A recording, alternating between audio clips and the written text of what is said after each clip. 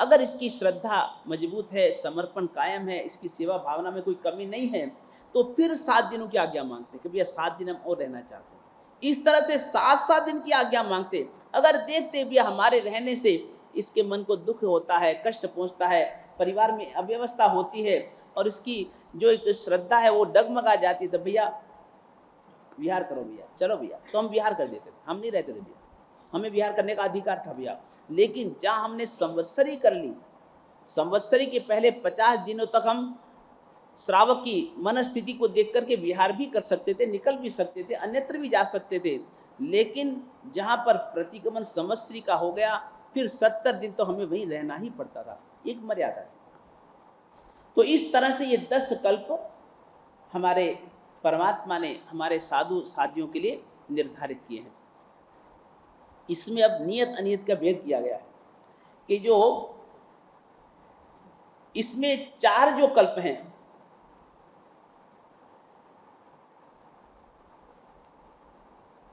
शय्यातर कल्प, चतुर्व्रत, ज्येष्ठ यानी कि छोटे बड़े का व्यवहार ज्येष्ठ कल्प, और चौथा है कृतिकर्म यानी कि वंदन व्यवहार।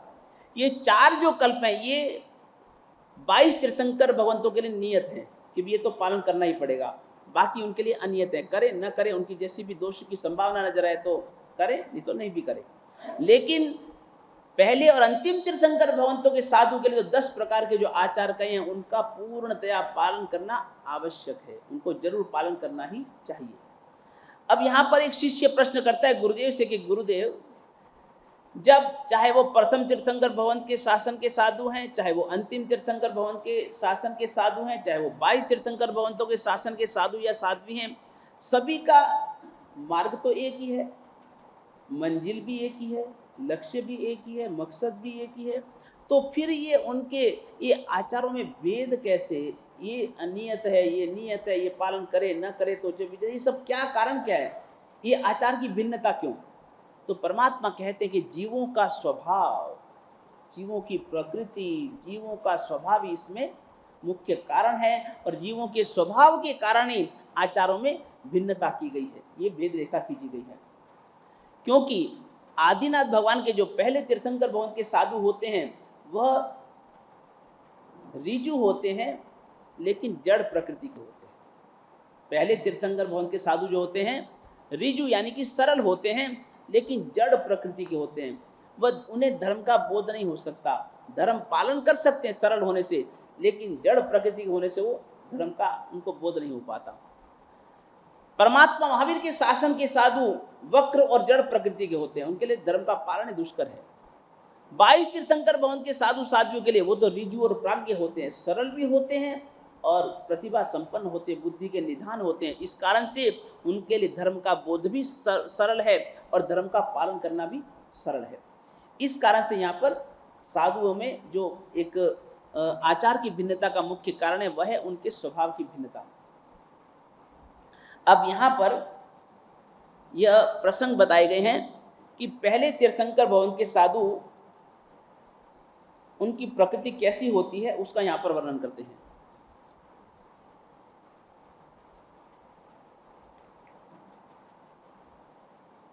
पहले तीर्थंकर भवन के साधु एक बार वह संध्या के समय शौच भूमि गए, स्थंडिल के लिए गए, वापिस लौट रहे थे और देखा तो एक जगह नट नृत्य कर रहा था, उसको देखने के लिए खड़े हो गए। वापिस आने में विलंब हुआ। गुरुदेव ने पूछा कि भैया आज इतना विलंब क्यों, इतना लेट क्यों? गुरुदेव, एक नट नृत्य कर रहा था, हम वापिस लौट रहे थे, नट नृत्य करना था, हम नट के नृत्य को देखने के लिए खड़े हो गए, थोड़ा विलंब हो गया, इस कारण से हम लेट हो गए। गुरुदेव ने कहा भैया इस तरह से साधु को नट का नृत्य नहीं देखना चाहिए, नट का नृत्य देखना साधु के लिए वर्जित है, नट का नृत्य नहीं देखना चाहिए। हाँ गुरुदेव, हम अनजान थे, अज्ञानी थे, अबोध थे, हमसे भूल हो गई, हम भूल को कबूल करते हैं और आगे से ऐसी हम भूल नहीं करेंगे। उन्होंने सरलतया भूल को स्वीकार कर लिया। अन्य एक दिन शौच भूमि के लिए वापिस लौट रहे थे तो नटड़ी का नृत्य हो रहा था। तो नटरी का नृत्य देखने के लिए खड़े हो गए। विलंब हुआ, वापिस लौटे। गुरु ने पूछा कि आज लेट क्यों? गुरुदेव, आज एक नटरी का नृत्य चल रहा था, नटरी का नृत्य देखने के लिए खड़े हो गए, उसमें विलंब हो गया। तो गुरुदेव ने कहा कि अरे भैया, मैंने जब तुम्हें कहा था कि नट का नृत्य नहीं देखना, तो ये तो तुम समझ सकते थे भी नट का नृत्य देखने का जब गुरु ने मना किया, तो नटरी का नृत्य देखने में तो और अधिक राग वृद्धि होती है, जिस कारण से तुम्हें नटरी का नृत्य नहीं देखना चाहिए था। गुरुदेव, हम नहीं जान पाए, हमसे गलती हो गई, भूल हो गई, अपराध हो गया, हमें माफ़ कीजिए। गुरुदेव, आपने जो कहा है, हम भविष्य में नट या नटी का नृत्य नहीं देखेंगे। तो एक सरलता होने से उन्होंने भूल को स्वीकार कर लिया, सहजतया स्वीकार कर लिया, और भविष्य में ऐसी भूल को न दोहराने का संकल्प लिया, एक सरलता के कारण। लेकिन वो जड़ प्रकृति के होने के कारण ये नहीं समझ सके कि भी जब गुरु ने नट का नृत्य देखने का मना किया, तो हमें नटड़ी का नृत्य तो और अधिक राग भाव बढ़ाने का कारण से नहीं देखना चाहिए, ये नहीं समझ में, क्योंकि वो जड़ प्रकृति के थे। इसी तरह से एक वृद्ध व्यक्ति के कुंकुण देश के एक वणिक ने एक दीक्षा स्वीकार करी। बुजुर्ग था, दीक्षा ली। दीक्षा लेने के बाद साधना करते करते एक बार वो इरियावयम का कौशक कर रहा था, उसमें कुछ विलंब हो गया। गुरुदेव ने पूछा कि आज तेरे को इरियावयम के कौशक में, एक लोगों के कौशक में इतनी देर इतना विलंब, क्या सोच रहा था भैया? गुरुदेव, मैं जीव दया का चिंतन कर रहा था। काहे की जीव दया भैया? कौन से जीव का दया का चिंतन कर रहा था? बोले गुरुदेव, मैं ये कौशक करते करते सोच रहा था कि मैं जब गृहस्थ में था, मेरी बहुत बड़ी जमीन जायदाद थी, बहुत बड़ी खेती करता था, मैं बहुत बड़ा किसान था, बहुत बड़ी भूमि थी बाबी, खेती करता था मैं।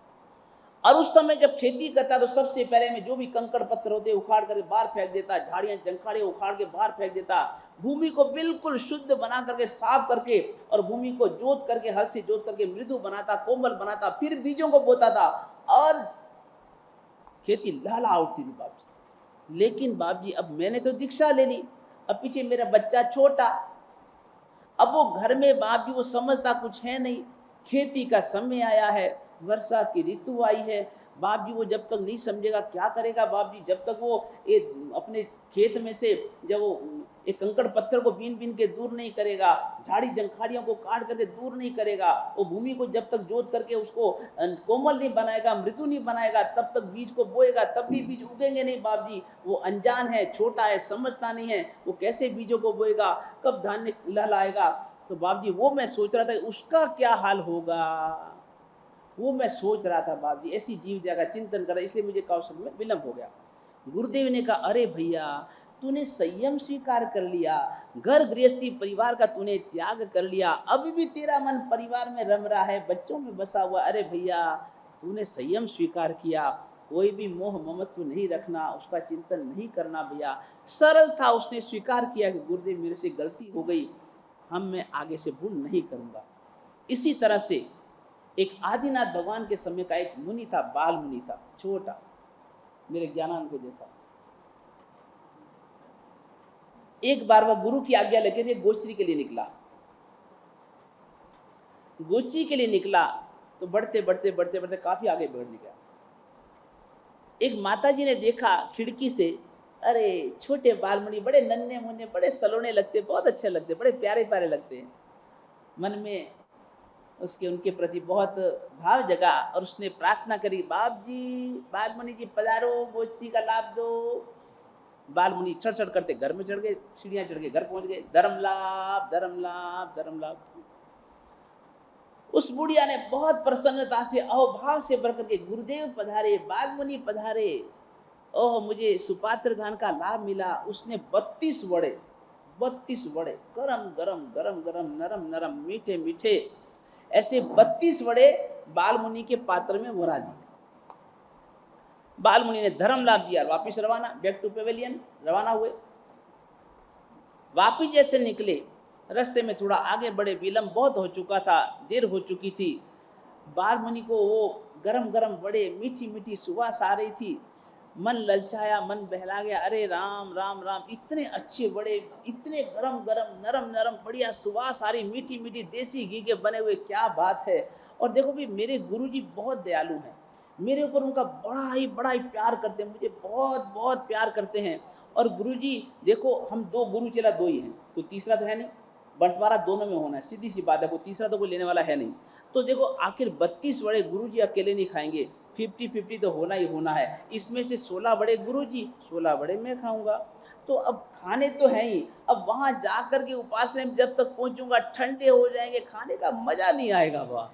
तो कोई बात नहीं, खाना ही है वहां, नहीं तो यहाँ क्या फर्क पड़ता है वहाँ, थोड़ी पेट की क्षुधा भी शांत होगी, वहाँ चूहे दौड़ रहे हैं, कूद रहे हैं। तो रास्ते में एक तरफ जाकर के और उन्होंने 32 में से 16 वड़े खा लिए। 16 वड़े खा लिए, थोड़ी भूख शांत हुई, लेकिन पूरा भी पेट भरा नहीं था। थोड़ा और आगे बढ़े, थोड़ा आगे बढ़े, बढ़ते बढ़ते फिर मन में विचार आया कि भी अब 16 वड़े रह गए हैं और अभी भी भूख शांत हुई नहीं है। और आखिर देखो 16 है तो 50-50 होना है, 8-8 तो गुरुजी 8 खाएंगे तो 8 मुझे मिलने ही मिलने वाले हैं, वो तो कहीं जाने वाले नहीं हैं, उस पर तो मेरा अधिकार है, मेरा हक है। तो क्या बात है वहाँ जाके खाऊं, ठंडे करके खाऊं, क्या मज़ा है। चलो यहीं पर ही 8 भी खा लूँ। तो फिर एक तरफ होकर 8 भी खा गया। थोड़ा आगे बढ़ा, फिर भूख लगी 4, फिर आगे बढ़ा 2, फिर 1। अब रह सकरे उपासरे पहुंचते पहुंचते एक वड़ा रह गया, एक वड़ा रह गया। शुक्र है उपासरा जल्दी आ गया, नहीं तो वो भी जाएगा खटाखट। अब जैसे ही वो एक वड़ा उपासरे में लेकर के पहुंचा, पात्र में लेकर के पहुंचा और सीधा गुरुजी के पास गया। गुरुजी, पात्रा खोला, गुरुजी देखो ये, क्योंकि हमारा एक नियम है कि उपास्य में जाने के बाद हम जो भी ग्रहण करके आते हैं, वोहर करके जो भी आते हैं, आहार पानी आदि, हम सबसे पहले उपास्य में जाकर के गुरुदेव के सामने रखते, दिखाते हैं कि गुरुदेव ये हम लेके आए हैं, आप दृष्टि कीजिए, गुरु की दृष्टि पड़ जाए, निहाल हो जाए बाबा, वो जहर भी अमृत हो जाता है। तो ऐसे गुरु की दृष्टि से पावन बने हुए आहार को हम ग्रहण करते हैं, गुरु का आदेश लेकर के। गुरु ने देखा, अरे बाबा आज पात्रे में केवल एक वड़ा, मामला क्या है?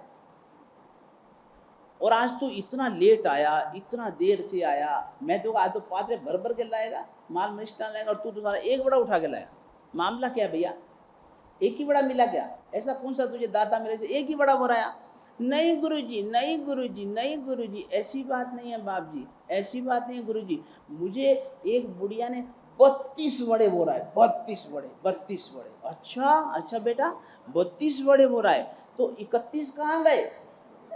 गुरुजी गुरुजी गुरुजी, मैं 32 वड़े लेकर के रवाना हुआ, थोड़ा आगे बढ़ा तो बाबूजी बहुत गरम गरम वड़े थे, बड़े नरम नरम वड़े थे, बहुत मीठी मीठी सुवास आ रही थी, वो देसी घी के थे बाबूजी, बहुत अच्छे लग रहे थे, बहुत मुझे सुवास आ रही थी। बाबूजी बच्चा हूँ ना, भूख लग जाती है ना बाबूजी, मुझे भूख लगी हुई थी और मीठी मीठी सुवास भी आ रही थी, मन मेरा डोल गया। और बाबूजी मैंने कहा कि गुरुजी 50-50 करेंगे, 16 खाएंगे, 16 तो मुझे मिलने वाले हैं, वहाँ जाके खाऊंगा, ठंडे हो जाएंगे। यही मैंने चट कर दिया बाबूजी, मैं 16 खा गया। फिर थोड़ा आगे बढ़ा, फिर मैंने 8 खा लिए, फिर आगे बढ़ा मैंने 4 खा लिए, फिर आगे बढ़ा 2 खा लिए, और फिर मैंने 1 खा लिया। अब बाप जी 1 बचा, मैं आपके सामने लाके रख दिया, सीधी सी बात है बाबा, सीधी बात है। गुरुजी ने कहा, अरे बेटा, अरे बेटा, मैं तुझे इतना प्यार करता हूँ, तुझे खिलाए बिना मैं खाता नहीं हूँ, सबसे पहले तुझे खिलाता हूँ, फिर मैं खाता हूँ। और भैया तेरे बिना मैं खाता नहीं, तो मेरे बिना तू कैसे खा गया? मेरे बिना ये वड़े तेरे गले कैसे उतर गए? तो गुरुजी बताओ कैसे उतर गए?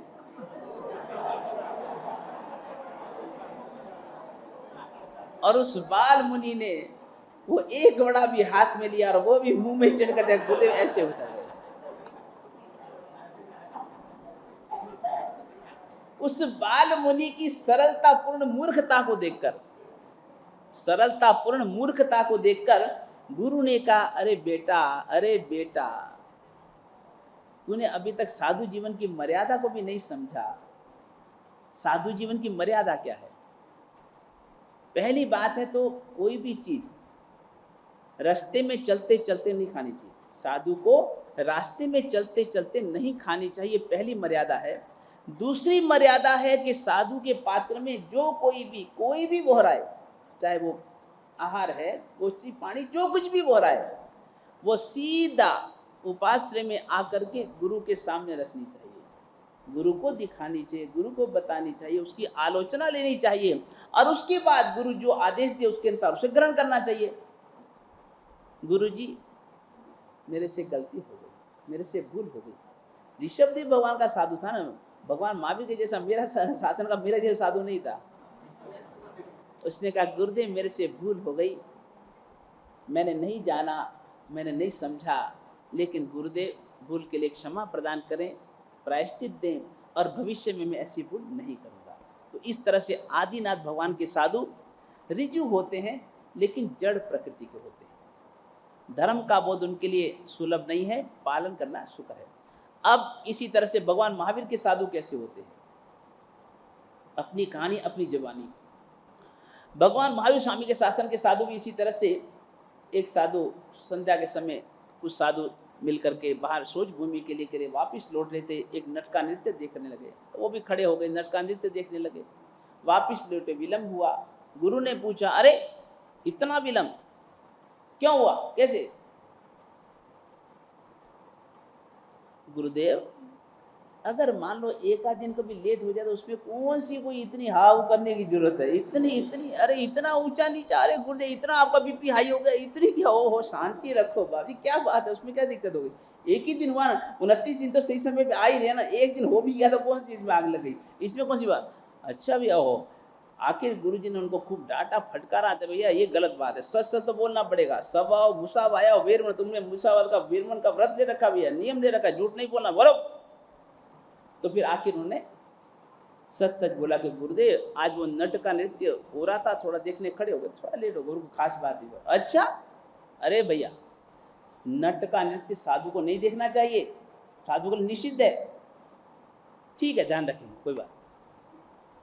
थोड़े दिन बाद फिर वापस गए, वापस आ रहे थे, एक नटरी का नृत्य, वहीं खड़े हो गए, बड़ी मस्ती देखते रहे, और उसके बाद में वापस लौटे, विलंब हुआ। गुरुजी ने कहा, आज तो लेट किया, ये क्या बाबी, रोज रोज टक टक टक टक टक, क्या है टक टक टक, क्या है? अरे बाबी हमको कोई स्वतंत्रता ही नहीं, हम शांति जी नहीं सकते, रह नहीं सकते, हर बात में पूछ पूछ पूछ पूछ, क्या है बीमारी लगा रखी बारी, ये तो कोई तरीका नहीं बाबी, ऐसे नहीं हम चल सकेगा, हम नहीं चल सकते, नहीं नहीं नहीं बाबी ऐसा नहीं चलेगा। बार बार गुरु ने पूछा, तरह तरह से पूछा, सही जवाब नहीं दिया, इधर उधर टरकाते रहे, गुरु जी को भी नचाते रहे अच्छी तरह से।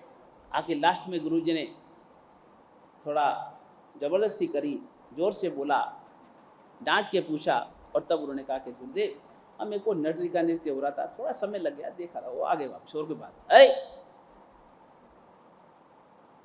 जब तुमको पहले नट के नृत्य देखने का हमने निषेध किया तो तुम्हारी इतनी अकल नहीं, बेजा काम नहीं करता तुम्हारा, कि नटरी का नृत्य तो और अधिक राग भाव को बढ़ाने वाला, तो तुम्हें नहीं देखना चाहिए था। अरे गुरु जी इसमें गलती हमारी, आपकी गलती है, आपको पहले से सब कह देना चाहिए था ना, अभी क्यों बता रहे हो, पहले से बता देते कि भैया नट का नृत्य देखने का मना किया तो नटरी का नहीं देखना, हम नहीं देखते, आपकी गलती, आपने नहीं कहा, हम क्या करें भाई दोस्तों, आप हमारा थोड़ी दोष है। उल्टा चोर कोतवाल को डांटे। तो यानी भगवान महावीर के शासन के साधु वक्र और जड़ प्रकृति के होते हैं। उल्टा चोर कोतवाल को डांटे, अर्थ का अनर्थ करना, खुद की गलती को कबूल न करके और गुरु की गलती निकालना, गुरु के गुरु बन जाना, ये रीत होती है। हमारी कहानी को सुनकर के तो आप हंसे, आपकी कहानी सुनाता। भगवान महावीर स्वामी के शासन के श्रावक कैसे होते हैं, पढ़िए कैसे होते हैं, वो भी सुन लो एक कान खोल के। एक श्रावक था, एक युवक था, और युवक बड़ा उद्दंडी, बड़ा उच्छृंखल, स्वच्छंदी, स्वतंत्र नहीं स्वच्छंदी, हमेशा बड़ों के सामने बोलना, मुंह खोल के बोलना, मुंह फाड़ बोलना, मुंह तोड़ जवाब देना, कभी किसी की सुननी नहीं, कभी किसी की माननी नहीं, बड़ों का मान नहीं, विनय नहीं, मर्यादा नहीं, मतलब ही नहीं। कुछ भी अगर अच्छी बात के तब भी उसको उल्टा ही लगता और उल्टा ही वो बोलता। बाप परेशान हो गया, हैरान हो गया, अरे क्या है, कैसा बेटा जन्मा है, पत्थर घर में पैदा हुआ है। उसने बेटे को बहुत समझाया कि अरे भैया कोई मर्यादा भी कोई होती है, कोई बड़ों का भी छोटों का विनय होता है, क्या है तू तुझे बिल्कुल ही मर्यादा का ख्याल नहीं आई, तू बड़ों के सामने, बुजुर्गों के सामने, माता पिता का भी ऐसे मुंह फोड़ बोलता, मुंह फाड़ बोलता, अरे कोई तरीका है ऐसे कोई, कितना तू अपमान करता है, अभिनय करता है, उनकी दुराशीष लेता है, राय लेता है, लेकिन उसके पल्ले कुछ नहीं पड़ता, ऊपर का माल खाली था उसका। आखिर एक दिन उसने सोचा कि रोज रोज मुझे टक टक टक टक टक रोज मुझे परेशान करते हैं, सुना सुना के दुखी करते हैं, एक दिन मुझे भी कोई समय लगेगा ना, तो फिर मैं भी इनको कोई शिक्षा दूंगा, अकल दूंगा इनको कैसे होता। संयोग से एक दिन पूरा परिवार बाहर किसी विशेष काम से बाहर गया, वो अकेला ही घर पे था, वो अकेला युवक ही घर पे था। उसने कहा ठीक है, आज मौका बहुत अच्छा है, मौके पे चौका लगाएंगे तो ही मैच जीत पाएंगे। और आखिर उसने जो आने का समय था, परिवार का आने का समय था, उसके पहले वो सारे घर के सारे दरवाजे कुंडियां उसने बंद करे, कुंडियां लगा दी। अकेला घर मस्ती से बैठ गया, मस्ती से बैठ गया, टीवी देख रहा है, पढ़ रहा है, लेकिन मस्ती से मौज कर रहा है, खुशी से बैठा बस। और इतने में पूरा परिवार आया। पिता ने दरवाजा खटखटाया, कोई जवाब नहीं, मतलब ही नहीं। काफी देर दरवाजा खटखटा, दरवाजा नहीं खुला, तो वो पिता बड़ा परेशान, परिवार बड़ा परेशान। अरे क्या मामला है, क्या बात हुई यार, आवाज भी नहीं दे रहा कोई, हम जोर जोर से चिल्ला रहे हैं, चीख रहे हैं, ना कोई आवाज दे रहा है, ना कोई दरवाजा कर रहा है, क्या हुआ, क्या कोई बीमार तो नहीं पड़ गया, गिर गया, क्या हुआ, क्या रे हुआ, क्या हो गया। तरह तरह के मन में शंकाएं कुशंकाएं लगी। एक बार नहीं, 2 बार, 10 दफा, बार बार कड़ नहीं बोलते। परेशान हो गए, बहुत देर हो गई, परेशान हो गए। और आखिर एक जगह से भीत को लांग करके, दीवार को फांद करके बाप ने अंदर छलांग लगाई और अंदर घर में जाकर देखा, महापुरुष आराम से मस्ती से बैठा हुआ, खिलखिला कर हंस रहा है। ओ हो। बाप को गुस्सा चढ़ा, 7वें माल पर, आसमान पर। अरे पागल है तू, साला आदमी क्या है, तो शर्म नहीं आती क्या, ऐसा तो निर्लज बन चुका है। अरे साला घंटा पर से गला फाड़ के हमारे गले फट गए, चिल्ला कर हम चीख के तुझे चिल्ला रहे थे, नाम लेके बार चिल्ला रहे, तू हानि कैसे सकता, आवाज नहीं दे सकता क्या। और इतनी देर से हम बाहर खड़े धक्के खा रहे, परेशान हो रहे, तो दरवाजा क्यों नहीं खोला तूने, नहीं तूने कोई आवाज दी, ना कोई जवाब दिया, ना कोई उत्तर दिया, क्या और अंदर बैठ रहा है कर रहा है क्या। अरे पिताजी क्या बात करते हो, आपने तो मुझे शिक्षा दी कि बड़ों के सामने नहीं बोलना चाहिए, बड़ों के सामने नहीं कुछ कहना चाहिए, बिना मान मेरा, मैं चुपचाप बैठा हूँ, मस्ती से बैठा हूँ, उसमें क्या दिक्कत है, शांति से रहूँ तो आपने जीने देते, बोलूँ तो बोलने नहीं देते, तो भी जीने नहीं देते, मैं जीऊँ कैसे, मैं रहूँ कैसे, मुझे यही समझ नहीं आती। आपने कहा था कि बड़ों के सामने बोलना, मैं जवाब ही नहीं दिया, चुपचाप बैठा हूँ अंदर, मस्ती से बैठा हूँ, जवाब नहीं दिया। सही बात का भी, अर्थ का भी अनर्थ करना आज के श्रावकों की उम्र है। ये आपका चरित्र मैंने संक्षिप्त में सुना है, ज्यादा नहीं बोलूंगा बस। अब रही बात 22 तीर्थंकर भवन के साधुओं की। 22 तीर्थंकर भवन के साधु एक बार कहीं बाहर स्थंजेल के लिए गए, वापिस लौटे थे, नट का नृत्य देखने लगे, समय लगा, वापिस आए, गुरु से पूछा, गुरु ने कहा विलम्ब क्यों, बोले गुरुदेव नट का नृत्य देखने लगे। बोले भैया नट का नृत्य नहीं देखना, साधु को नहीं, कोई बात नहीं, बोल कबूल नहीं, आगे से नहीं। दूसरी बार गए, नटरी का नृत्य हो रहा था, तो उन्होंने सोचा नहीं भी गुरुजी ने जब नट का नृत्य देखने का मना किया है, तो भैया नटरी का नृत्य हमारे राग भाव को बढ़ाने का नहीं देखना चाहिए, वापिस लौट गए। यानी कि वो इतने समझदार थे, वह बुद्धिशाली थे कि गुरु ने अगर नट का नृत्य देखने का मना किया है तो नटरी का नृत्य देखना अधिक राग भाव बढ़ाने वाला, इसका नहीं देखना चाहिए, वो समझ गए। तो 22 तीर्थंकर साधु जो होते हैं वो रिजु और प्राज्ञ होते, सरल भी होते और प्रतिभा संपन्न होते, समझिए। ओके, अब ये जो 10 प्रकार का आचार है,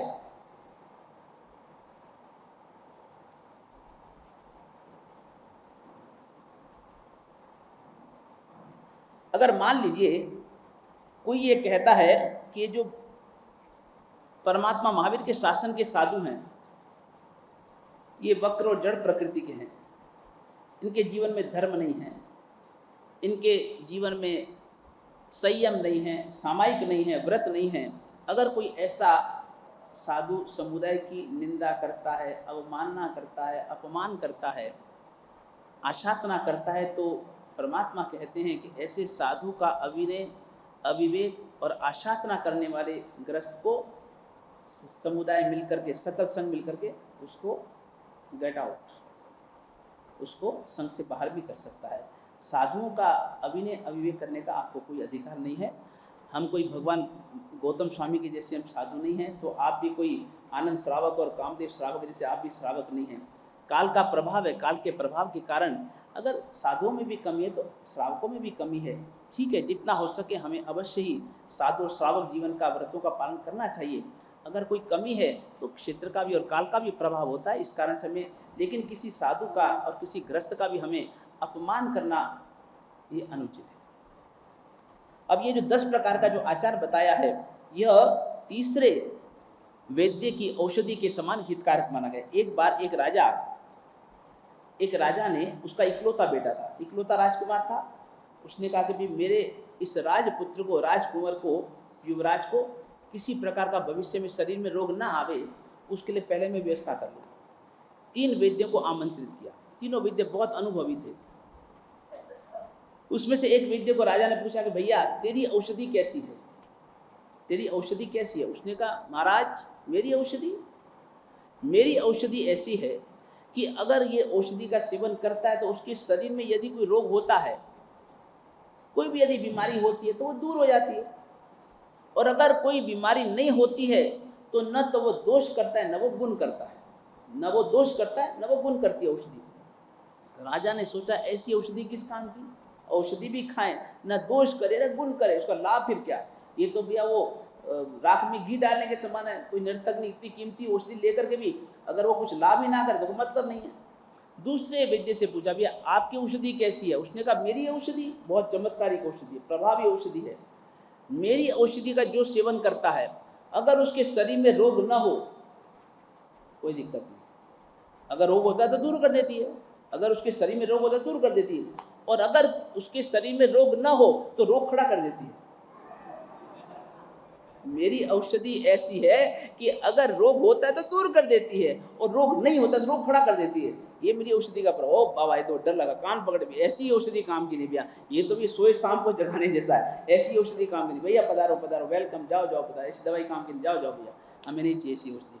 तीसरे वैद्य से पूछा कि आपकी औषधि किस काम की है? मेरी औषधि, ओहो क्या बात करते हो, मेरी औषधि यदि कोई सेवन करता है तो निश्चित ही उसके स्तन में किसी भी प्रकार की व्याधि होती है, किसी प्रकार का रोग होता है, उसके कण कण में रोग अगर कहीं भी अणु अणु में शरीर में होता है, दूर, सब बीमारियां दूर, बिल्कुल शरीर निरोगी बना देती है। और अगर मान लीजिए रोग नहीं होता है तो औषधि के सेवन से उसका सौंदर्य बढ़ता है, उसका बल बढ़ता है, वीर्य बढ़ता है, और तबीयत हरी भरी हो जाती है, हरी भरी, बाग बाग हो जाती है, गार्डन गार्डन हो जाती है। ऐसी मेरी औषधि है। बोले ये औषधि ठीक है भैया, ये दवाई ठीक है भैया, अगर मान लो बीमारी हो तो दूर हो जाए, बीमारी न हो तो सौंदर्य बल वीर्य की बढ़ोतरी हो, ये अच्छी औषधि। तो यानी कि तीसरे वैद्य की औषधि सर्वश्रेष्ठ औषधि है। इसी तरह से ये जो हमारे 10 प्रकार का आचार है, ये आचार का जो सेवन यदि हम करते हैं, अगर हमारे किसी प्रकार के जीवन में दोष होता है तो दूर हो जाता है, और अगर दोष नहीं होता है तो इन आचार के पालन से हमारे जीवन में धर्म की पुष्टि होती है, सद्भावनाओं की वृद्धि होती है, धर्म साधनाओं में अभिवृद्धि होती है, पुष्टि होती है, धर्म की पुष्टि होती है। अब यहाँ पर बताया गया है कि चातुर्मास के बाद भी अगर ऐसी स्थिति हो तो साधु एक स्थान पर रह सकता है। चातुर्मास के बाद में भी अगर ऐसी परिस्थिति हो तो साधु वहाँ पर अधिक संयमित स्थिरता कर सकता है। कैसी? अगर चौमासे के बाद में बरसात चालू ही रहे, बरसात बरसती जा रही, रुकती नहीं, तो एक स्थान पर रह सकता है। अगर सारा रास्ता जो है कीचड़ ही कीचड़ हो गया, पहले सड़कें तो होती नहीं थी, सादा कादव कीचड़ हो चुका है, चलना ही मुश्किल है, तो भी ये साधु रह सकता है। तो ऐसी स्थिति में अगर मान लो चातुर्मास पूरा भी हो गया तो साधु एक स्थान पर स्थिरता कर सकता है। उसके अतिरिक्त चातुर्मास के मध्य में भी अगर ऐसी मजबूरी हो, ऐसा कारण हो, तो साधु चौमासे में भी विहार कर सकता है। कौन से कारण? एक तो जहाँ पर कोई उपद्रव खड़ा हो गया हो, उस क्षेत्र में यदि कोई ऐसा उपद्रव खड़ा हो गया हो तो साधु चौमासे में विहार कर सकता है। अगर भोजन ही ना मिलता हो, आहार ही ना मिलता हो, भूखे मरना पड़ता हो, साधु विहार कर जाए। अगर मान लीजिए राजा लोग, जो वहाँ का राजा है, ठाकुर है, सरपंच है, वो अगर साधु का अपमान करता हो, जिन धर्म की अपवाद ना करता हो, तो ऐसे स्थान से भी साधु विहार कर सकता है। अगर मान लीजिए ऐसा कोई विशेष रोग खड़ा हो गया, महामारी खड़ी हो गई, तो वहाँ से भी साधु विहार कर सकता है। तो ऐसी स्थिति में चातुर्मास के मध्य में भी साधु अगर विहार करना तो विहार कल्पता है। अब यहाँ बता रहे हैं कि अगर मान लीजिए स्तंडिल भूमि शुद्ध न हो, जीवाकुल भूमि हो, बस्ती जो है शुद्ध न हो, कुंथु आदि अनेक प्रकार की जीवोत्पत्ति होती हो, अग्नि का भय हो, सांप आदि का हमेशा जहाँ पर घूमना फिरना होता हो उसका भय रहता हो, तो ऐसे स्थान से भी साधु अन्यत्र विहार कर सकता है। अब यहाँ पर बता रहे कि क्षेत्र कहाँ, किस क्षेत्र में साधु को चौमासा करना चाहिए। तो कहते हैं कि जगन्य, मध्यम, उत्कृष्ट, कम से कम 4 गुण तो कम से कम हो तो जगन्य क्षेत्र माना जाता है, वहां पर चौमासा करना कल्पता है साधु को। कौन कौन से? एक तो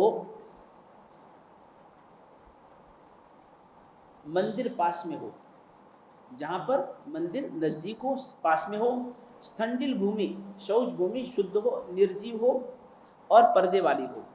तीसरा स्वाध्याय भूमि, सुलभ हो, साधना अच्छी तरह से हो सकती हो, स्वाध्याय आदि आनंद से हो सकता हो। और दूसरा भिक्षा, गोष्ठी आदि सुलभ हो। 4 गुण तो कम से कम जिसमें हो वो जगन्य क्षेत्र माना गया, वहां पर चौमासा कर सकता है। और वैसे उत्कृष्ट क्षेत्र वो 13 गुण युक्त होना है, 13 गुण से युक्त हो उत्कृष्ट क्षेत्र माना जाता है। जहाँ पर भूमि कीचड़ से युक्त न हो, जहाँ पर समूर्छिम जीवों की उत्पत्ति न होती हो, स्थंडिल भूमि निर्दोष हो, जहाँ पर वस्ती आदि जो रहने का स्थान है साधु संत का उपाश्रय आदि जो है स्त्री संसर्ग आदि से रहित हो, और जहाँ पर दूध वगैरह अच्छा मिलता हो, जहाँ पर जन समुदाय जो श्रावक लोग हैं बड़े भक्ति वाले हों, महान और भद्रिक हों, और जहाँ पर अगर साधु बीमार भी पड़े तो दवाई आदि तो सुलभ हो भैया, वो तो सब ग्रस्त लोग संभालने वाले हों, कम से कम उनको दवाई दारी तो पूछने वाले हों।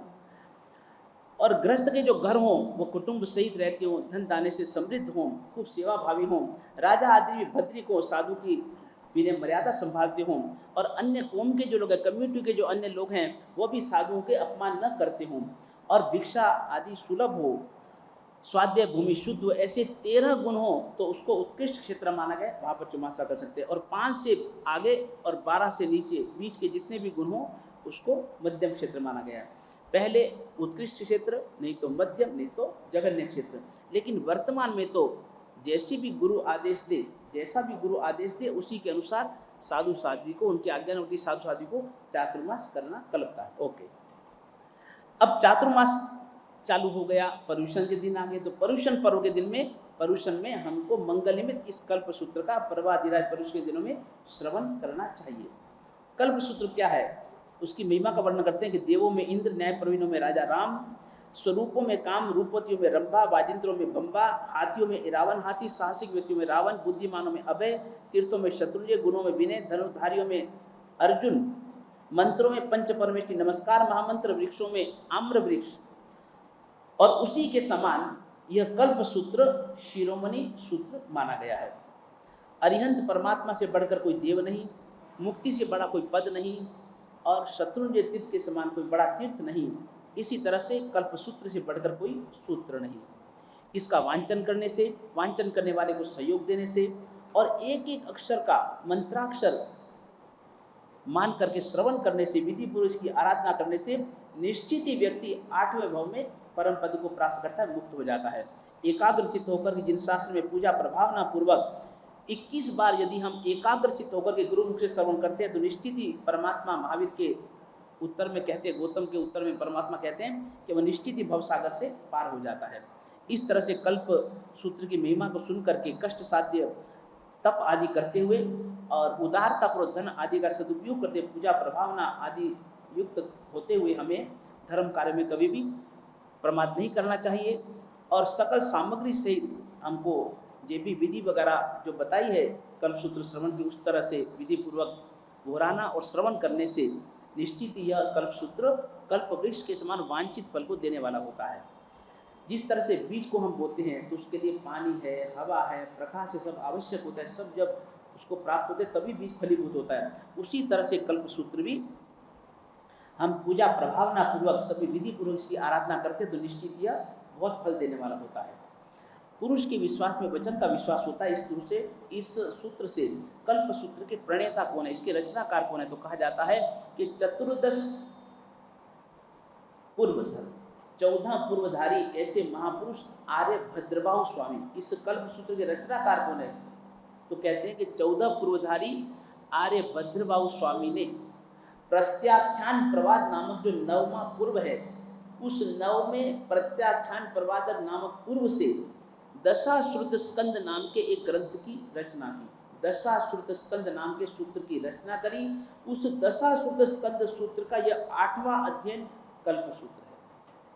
प्रत्याख्यान प्रवाद नाम का नववें पूर्व में से उद्धृत करके दशाश्रुत स्कंद नाम का ग्रंथ बना। दशाश्रुत स्कंद सूत्र के 8वां जो अध्याय है वह यह कल्प सूत्र है। इस कारण से महापुरुषों के द्वारा रचित होने से वह प्रमाणित माना गया है।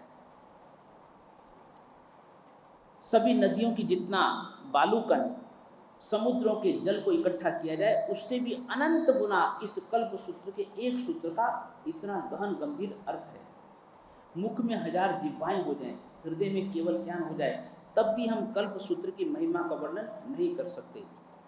अब यहाँ पर जो पूर्व का वर्णन किया कि 9वें पूर्व से लिया गया है, तो 14 पूर्व होते हैं। 14 पूर्व कितने अगाध ज्ञान के सागर हैं कि जिसको लिखने में कितने हाथी प्रमाण सही उसका यहाँ पर वर्णन किया जाता है।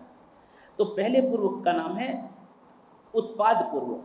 तो पहले पूर्व को लिखने के लिए 1 हाथी प्रमाण सही चाहिए। दूसरा पूर्व है अग्रणी पूर्व, उसको लिखने के लिए 2 हाथी प्रमाण। वीर्य पूर्वात पूर्व 3, तीसरा पूर्व 4 हाथी प्रमाण, 1 से 1 डबल हाथी।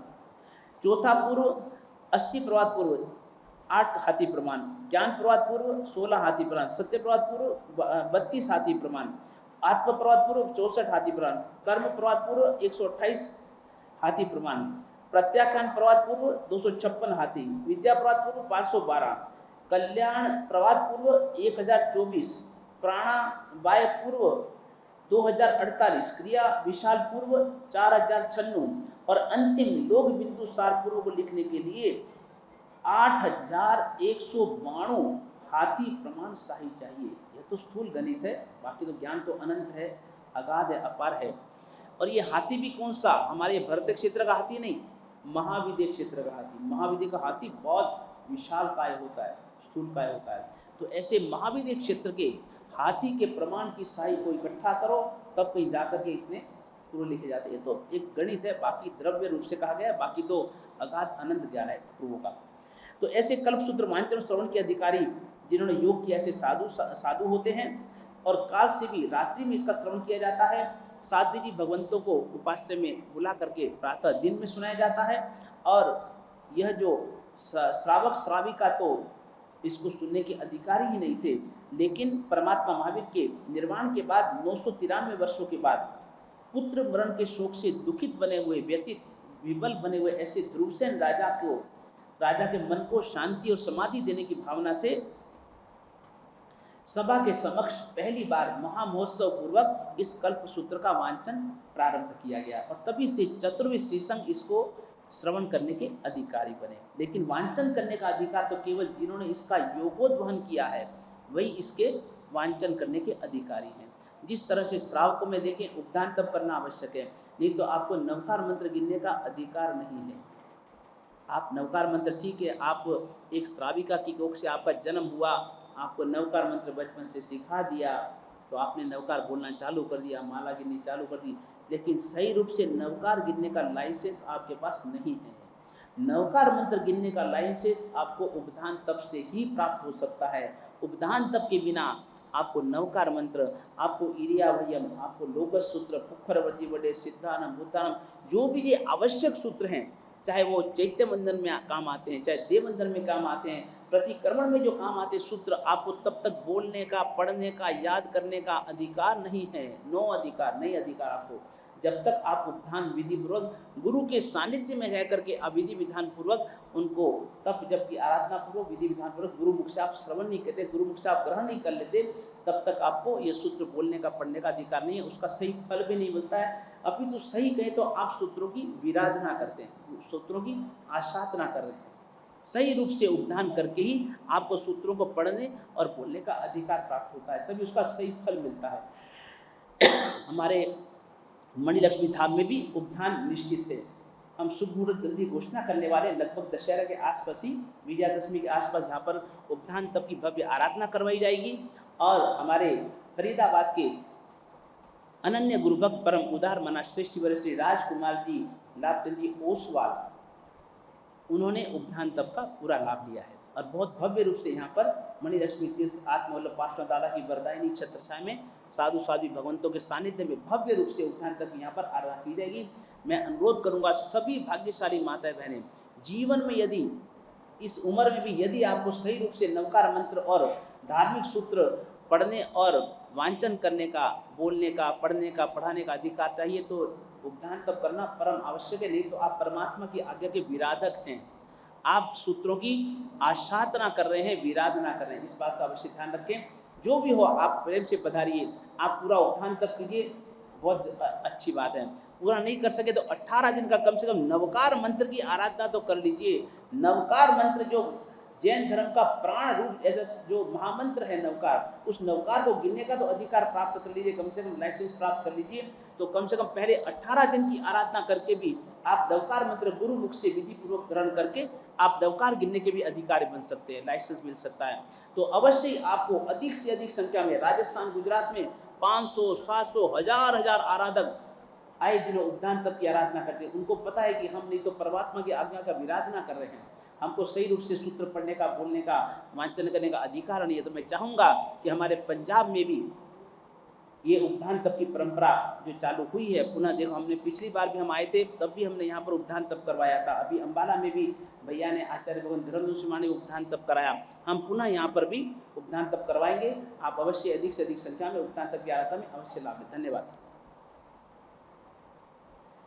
और इस वार्षिक पर्व में कल्प सूत्र श्रवण करते समय कम से कम 5 कार्य अवश्य करने चाहिए। पहला है चैत्य परिपाटी, सभी मंदिरों के दर्शन, संघ में सभी मंदिरों के दर्शन करना, चैत्य वंदन करना और उनकी कोई कमी हो तो उसको दूर करना, समस्त साधुओं को वंदन करना। कम से कम रोज तो नहीं करो, कोई दिक्कत नहीं, कम से कम पर्यूषण के दिनों में जितने साधु साध्वी हैं, यहाँ पर ज़्यादा भी नहीं है, ज़्यादा भीड़भाड़ नहीं साधु साध्वी की, गिने चुने साधु हैं। हम 7 साधु हैं, 4 साध्वी जी महाराज हैं, केवल 11।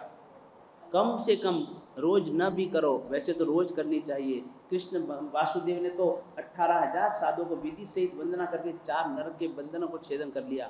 चलो इतना नहीं तो कम से कम पर्यूषण में तो कम से कम एक बार तो मत्था टेक लेना भैया, एक बार तो मत्था टेक लेना। 7 साधु 4 साध्वी जी, केवल 11 ही हैं, ज़्यादा नहीं है। एक बार तो विधि सहित वंदना करके अहोभाव से भैया कुछ कर्मों से हल्का हो जाना भैया, जरूर पर्यूषण में समस्त साधु साध्वी को वंदन करना ही चाहिए। तीसरा कर्तव्य सांवत्सरिक प्रतिक्रमण, चौथा है परस्पर क्षमापना और 5वां है अट्ठम तप। कम से कम वर्ष भर के दोषों की शुद्धि के लिए एक अट्ठम तप, 3 उपवास अवश्य करने ही चाहिए। नाग केतु का उदाहरण आपको मैंने सुना ही था। एकदम दूध मुँहे बालक ने भी किस तरह से उसको जाति स्मरण ज्ञान हुआ और उसने स्तनपान करते हुए स्तनपान छोड़ करके और अट्ठम तप की आराधना करी। हमें भी अवश्य करनी चाहिए। ये जो 3 उपवास हैं, अट्ठम तप है, ये 3 उपवास महाफल के कारण स्वरूप हैं। 3 रत्नों को देने वाले, 3 शल्यों का उन्मूलन करने वाले, 3 जन्मों को पावन करने वाले, मन वचन काया के सभी प्रकार के दोषों को शुद्ध करके और आत्मा को कर्म मुक्त कर देने वाले, ऐसे यह अट्ठम तप होता है।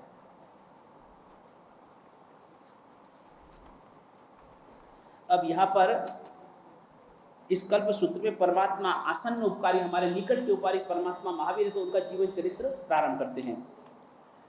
6 आरों में से चौथे आरे के केवल 3 आरे पूरे हो गए।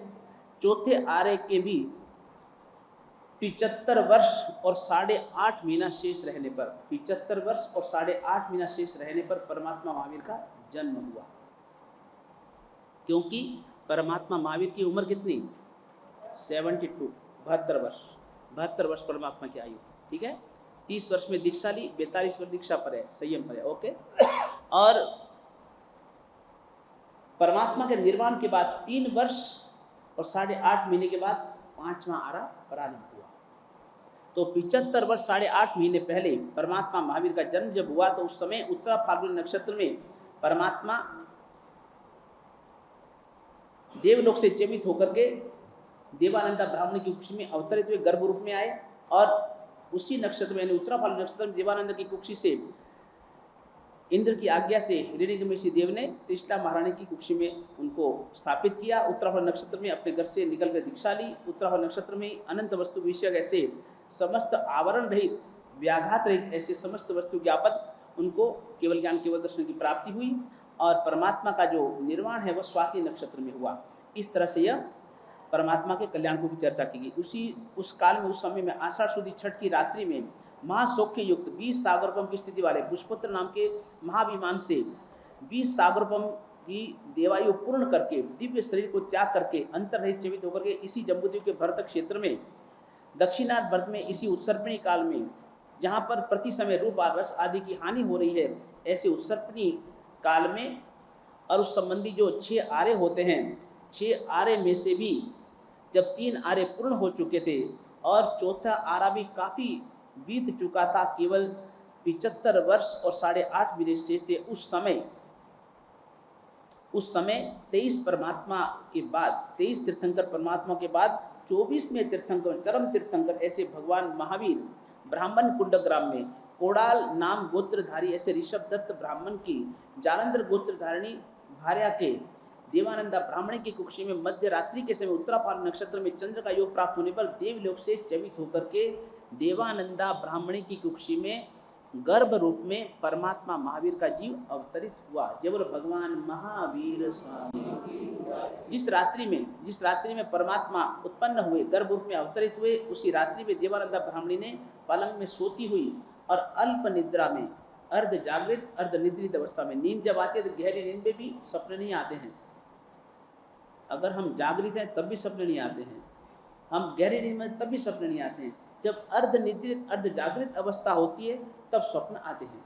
तो देवानंदा ब्राह्मणी ने अल्प निद्रा करते हुए अर्ध जागृत अर्ध निद्रित अवस्था में 14 महास्वप्नों को देखा। वह 14 स्वप्न कौन से थे? हाथी, बैल, सिंह, अभिषेक करती लक्ष्मी, पुष्पमाला, चंद्र, सूर्य, ध्वज, पूर्ण कलश, पद्म सरोवर, क्षीर समुद्र, विमान, रत्न राशि, निर्धूम अग्नि। इस तरह से उन्होंने माता ने 14 महास्वप्नों को देखा। इन 14 महास्वप्नों को देख करके वह जागृत हुई, विस्मित हुई और अत्यंत आनंद को प्राप्त होती हुई बहुत ही उल्लसित रोमांच वाली देवानंदा ब्राह्मणी उन स्वप्नों का स्मरण करती है, अपने हृदय में धारण करती है और बार बार स्मरण करती हुई पलंग से उठ करके राजहंस समान गति से वह जिस स्थान पर उनके पति परमेश्वर ऋषभदत्त ब्राह्मण विराजमान थे, उस ऋषभदत्त ब्राह्मण के पास में जाकर के जयकार हो, विजय हो, जय जयकार हो, विजय हो, जय विजय के शब्दों के साथ में और आशीर्वाद देती हुई भद्रासन पर वहाँ जाकर के बैठ जाती है और बड़ी स्वस्थ चित्त होकर के मस्तक पर अंजलि रख करके करबद्ध अपने स्वामी को इस तरह से निवेदन करती है, हे स्वामिन, आज रात्रि में मैंने अर्धनिद्रित अर्ध जागृत अवस्था में 14 महास्वप्न देखे। इतनी खुश है, इतनी प्रसन्न है, उसका रोम रोम देह रोमांचित है, हृदय गदगदित है और कहती कि हे पतिदेव, आज मैंने अर्धनिद्रित अर्ध जागृत अवस्था में 14 महास्वप्न देखे। मुझे इन 14 महास्वप्नों का क्या फल प्राप्त होगा? तो देवानंदा ब्राह्मणी के इन वचनों को सुनकर बहुत हर्षित होते हुए ऋषभदत्त ब्राह्मण मेघधरा से सिक्त कदम वृक्ष के पुष्प के समान उल्लसित रोमांच वाले ऐसे अपने स्वप्नों का स्मरण करते हैं, हृदय में धारण करते हैं और चिंतन मनन पूर्वक और अपने बुद्धि से, ज्ञान विज्ञान से उन स्वप्नों के अर्थों का चिंतन करके निश्चय करके देवानंद ब्राह्मणी को इस तरह से कहते हैं, हे प्रिय, तूने आज कल्याणकारी, निरोगकारी, दीर्घ आयु देने वाले ऐसे तूने बहुत ही कल्याणकारी स्वप्न देखे हैं। इससे अर्थ लाभ होगा, शब्द रूप आदि का भोग का लाभ होगा, पुत्र आदि का तुझे लाभ होगा और निश्चित ही 9 महीने 7.5 दिन रात व्यतीत होने के बाद बड़े सुकुमाल हस्त पैरों वाला, प्रतिपूर्ण पंचेंद्रिय शरीर वाला, सभी शुभ लक्षणों से लक्षित, मानोन्मान प्रमाण, प्रतिपूर्ण सुंदर शरीर वाले ऐसे तू पुत्र रत्न को जन्म देगी। जय बोलो भगवान महावीर। अब यहाँ पर कुछ शरीर के लक्षण बता रहे हैं कि शरीर में कैसे कैसे शुभ लक्षण होते हैं, उसका बहुत ही सुंदर यहाँ पर वर्णन कर रहे हैं। वह पुत्र कैसा होगा? वह पुत्र कोमल हाथ पैरों वाला होगा, पंचेंद्रिय परिपूर्ण होगा, सुंदर शरीर वाला होगा और व्यंजन लक्षण आदि सभी प्रकार के शुभ प्रशस्त शारीरिक लक्षणों से लक्षित होगा। छत्र चामर आदि शारीरिक प्रशस्त लक्षण चक्रवर्ती तीर्थंकरों के शरीर में कितने लक्षण पाए जाते हैं? चक्रवर्ती और तीर्थंकर होते हैं, तो तीर्थंकरों के शरीर में, चक्रवर्तियों के शरीर में कितने शुभ लक्षण पाए जाते हैं? 1008। बहुत सुंदर, अति उत्तम, बहुत सही जवाब दिया। तीर्थंकर और चक्रवर्ती के शरीर में 1008 शुभ लक्षण पाए जाते, 1008 शुभ लक्षण पाए जाते। कितने वो पुण्यशाली होते हैं। और जो बलदेव वासुदेव होते हैं, बलदेव और वासुदेव होते हैं, उनके शरीर में कितने शुभ लक्षण पाए जाते हैं? चुप रहो, इनसे पूछिए, आप बताओ भैया। बहनें बताएंगे, भाई तो सब ज्ञानी है, परम ज्ञानी, यहाँ तो कोई दिक्कत ही नहीं है। बलदेव और वासुदेव के शरीर में कितने लक्षण पाए जाते हैं? धन्य हो प्रभु, धन्य हो, इन्होंने धर्म टिकाए रखा है बाबा, धन्य हो, महादेवियों की जय हो। 108 बलदेव और वासुदेव के शरीर में 108 शुभ लक्षण पाए जाते हैं। और जो भाग्यवान पुरुष होता है, जो बड़ा पुण्यशाली भाग्यशाली पुरुष होता है, उसके शरीर में कितने लक्षण पाए जाते हैं? 35, 36, 32। Okay, thank you. तो उनके जो भाग्यशाली जो पुरुष होते हैं, पुण्यशाली होते हैं, उनके शरीर में 32 लक्षण पाए जाते हैं। 32 कहते हैं, 32 लक्षण पुरुष, 32 लक्षण पाए जाते हैं, शुभ लक्षण पाए जाते हैं। वो 32 लक्षण कौन कौन से, सुन लो भैया, और देखते रहना अपने शरीर में कितने, गिन लेना भैया, कोई दिक्कत नहीं। छत्र, कमल, रथ, वज्र, कछुआ, अंकुश, हाथी का अंकुश, बावड़ी, धनुष, स्वस्तिक, बंदरवाल, जो घर के आगे टांगते द्वार पर, बंदरवाल, स्वस्तिक, बंदरवाल, सरोवर, केसरी सिंह, रुद्र, शंख, चक्र, हाथी, समुद्र, कलश, महल, मकान, मत्स्य, यव, यज्ञ स्तंभ, स्तूप, कमंडलू, पर्वत, चामर, दर्पण, बैल, पताका, ध्वजा, लक्ष्मी का अभिषेक, उत्तम माला और मोर। इस तरह से ये 32 लक्षण जो हैं, ये 32 चिन्ह जो लक्षण हैं, ये भाग्यशाली पुरुष के पाए जाते हैं। ये 32 लक्षणों वाला श्रेष्ठ पुरुष कहलाता है। इन लक्षणों वाले मनुष्य के 7 लक्षण लाल हो तो श्रेष्ठ होते हैं। नाखून, देखो शरीर में अगर 7 अंग जो है वो लाल हो तो श्रेष्ठ माने जाते हैं। कौन कौन से? नखून, नखून लाल हो तो अच्छे गिने जाते हैं। सफेद हो तो अस्वस्थ माना जाता है, रोगी माना जाता है। नाखून, हाथ, हाथ यदि लाल हो तो, पैर यदि लाल हो तो, जीभ यदि लाल हो तो, होठ यदि लाल हो तो, तलुए का भाग और नेत्र के कोने यदि लाल हो तो बहुत शुभ माने जाते हैं। उसके अलावा एक कक्षा का भाग, काक का भाग, हृदय, गर्दन, नासिका और नाखून और मुख, ये अगर ऊंचे हों, उन्नत हों तो ये शुभ माने जाते हैं। दांत, चमड़ी, केश यानी बाल, अंगुलियों के पर्व और नाखून, ये अगर 5 बारीक हों तो बहुत अच्छे माने जाते हैं। आंखें, हृदय, नासिका,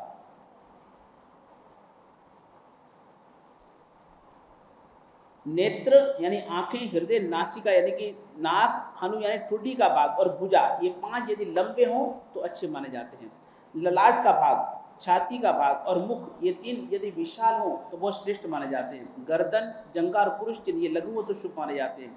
सत्व, स्वर और नाभि, ये 3 गंभीर हो तो अच्छे गिने जाते हैं। इस तरह से भी 32 लक्षण शरीर में शुभ गिने जाते हैं। शरीर का आधा भाग मुख है, शरीर का सर्वस्व मुख गिना जाता है, उससे भी नासिका श्रेष्ठ है, मुख से भी नासिका श्रेष्ठ है, नासिका से भी नेत्र श्रेष्ठ माने जाते हैं। जैसे व्यक्ति की आंखें होती हैं वैसा मनुष्य का शील होता है, जैसी नासिका होती है वैसी उसकी हृदय की सरलता होती है, जैसी रूपाकृति होती है वैसे उसके पास द्रव्य समझना, उसके बाद धन समझना, और जैसा शील होता है वैसे ही गुण समझने चाहिए। जो मनुष्य ज़्यादा चिकना होता है, जो व्यक्ति ज़्यादा चिकना होता है, ज़्यादा लंबा होता है, ज़्यादा मोटा होता है, ज़्यादा पतला होता है, ज़्यादा काला होता है, ज़्यादा गोरा होता है, इस प्रकार के जो मनुष्य होते हैं वह सत्वशील माने जाते हैं, शक्तिशाली माने जाते हैं। अब ये बताया गया है कि कौन सा व्यक्ति स्वर्ग से आया है, कौन सा व्यक्ति मनुष्य गति से आया है, कौन सा व्यक्ति नरक गति से आया, कौन सा व्यक्ति तिरंज गति से आया, आपको पता लग सके लक्षण देख करके। ओके, पहला, जो पूर्ण धर्मात्मा होता है, धर्मात्मा होता है, रूपवान होता है, निरोगी होता है, जिसको अच्छे अच्छे सुंदर सुंदर तीर्थ यात्रा कर रहा है, परमात्मा की भक्ति कर रहा है, गुरुओं की भक्ति कर रहा है, खूब धर्म कार्य कर रहा है, पुण्य कार्य कर रहा है, ऐसे जो स्वप्न देखता है, ऐसे जो स्वप्न देखता है वह व्यक्ति। और दूसरा, जो कविताएं बड़ी बनाता है, जिसका राग बड़ा मीठा होता है, हाँ मीठा गाता है, ऐसे जो व्यक्ति होते, नीतिवान होता है, तो ऐसे व्यक्ति स्वर्ग से आए हैं और स्वर्ग में जाएंगे, ये समझ लेना चाहिए। ओके।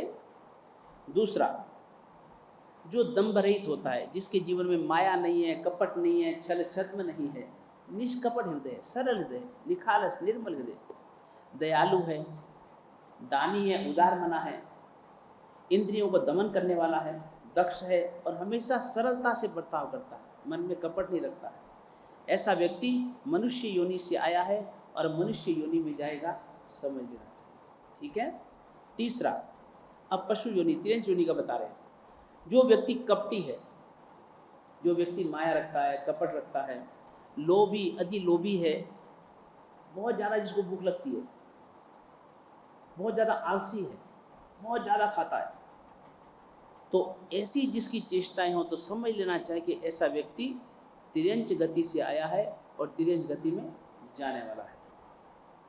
जो व्यक्ति बहुत कामी है, हमेशा स्वजनों का द्वेष करता है, किसी को देख करके उसे दिल में आग की ज्वाला उड़ती है, द्वेष, जलेसी, ईर्ष्या, और हमेशा दुर्वचन बोलने वाला, हमेशा किसी के मन को ठेस पहुंचे, किसी के मन को कष्ट पहुंचे, किराम ना पहुंचे, व्यक्ति को शब्द सुनते तिल मिला उठे, ऐसे शब्द बोलता है। और मूर्ख जनों की संगत करने वाला, ऐसा जो व्यक्ति होता है वह व्यक्ति नरक से आया है और नरक में जाने वाला है। पुरुषों के शरीर में यदि दक्षिण भाग में, दाहिने भाग में, शरीर के दक्षिण भाग में यदि शुभ लक्षण हो तो श्रेष्ठ फल देने वाले होते हैं, और स्त्रियों के बाएं भाग में यदि लक्षण हो तो शुभ माने जाते हैं। जिस मनुष्य के हाथ में कम रेखाएं हों, जिस मनुष्य के हाथ में कम रेखाएं हों या बहुत ज़्यादा रेखाएं हों, तो ऐसे व्यक्ति निस्संदेह दुखी होते हैं। जिस पुरुष की अनामिका, ये कुछ हस्तरेखा का वर्णन किया यहाँ पर, कि जिस पुरुष की अनामिका यानी कि अनामिका अंतिम अंगुली से पहली अंगुली, ये जिससे पूजा करते हैं, जिससे पूजा, उसको अनामिका कहा जाता है, अनामी पद देने वाली अनामिका, जिस अंगुली से पूजा की जाती है। तो जो अनामिका अंगुली है, जिस पुरुष की अनामिका अर्थात अंतिम अंगुली से पहली वाली उंगली अंतिम रेखा से, अंतिम रेखा, ये अंतिम रेखा, अंतिम रेखा से यदि कनिष्ठा अंतिम रेखा से कनिष्ठा अंगुली यदि कुछ अधिक हो तो उस पुरुष के धन की वृद्धि होती है। यानी कि ये हो गई अनामिका, जिससे पूजा करते हैं, ठीक है। और ये होगी टचली, सबसे लास्ट उंगली।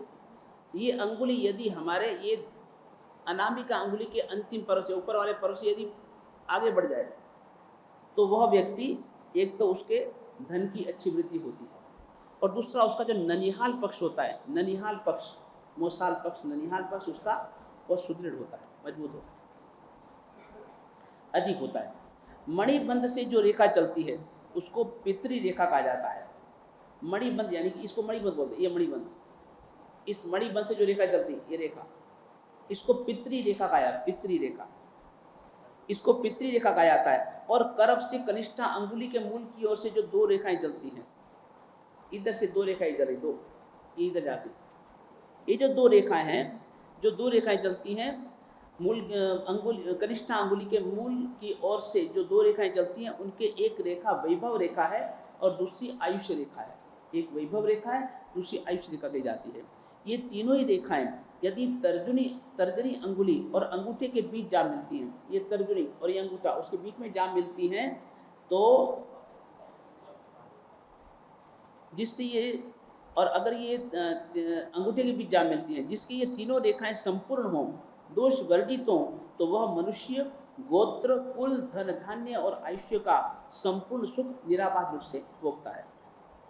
आयु की रेखा जितनी अंगुलियों का उल्लंघन कर ले, आयु की रेखा जितनी अंगुलियों को लांग जाए, 1 2 3 4, जितनी अंगुली, एक एक अंगुली बढ़ती जाए, 25-25 वर्ष गिनते जाओ, 25-25 वर्ष किया, तो इस तरह से जितनी अंगुलियों को आगे चली जाए, उल्लंघन कर आगे चली जाएगी, उतने ही 25-25 वर्ष की आयु अधिक समझनी चाहिए। यदि दाहिने हाथ की अंगूठी के यव का चिन्ह हो तो विद्या, वैभव और ख्याति प्राप्त होती है, एवं उस मनुष्य का जन्म शुक्ल पक्ष में हुआ समझना चाहिए। जिस पुरुष की आंखों में लाली होती है उसे स्त्री अधिक चाहती है, जिसकी आंखें सुवर्ण के समान पीली होती है उसके पास धन बहुत होता है, जिसके हाथ लंबे होते हैं उसे ऐश्वर्य नहीं छोड़ता, जिसका शरीर मोटा ताजा होता है उसे सुख नहीं छोड़ता।